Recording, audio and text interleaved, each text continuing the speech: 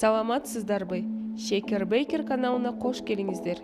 Бүгүн мен сиздерге кунжуттан печеньяны даярдалышын көрсөтүп берем.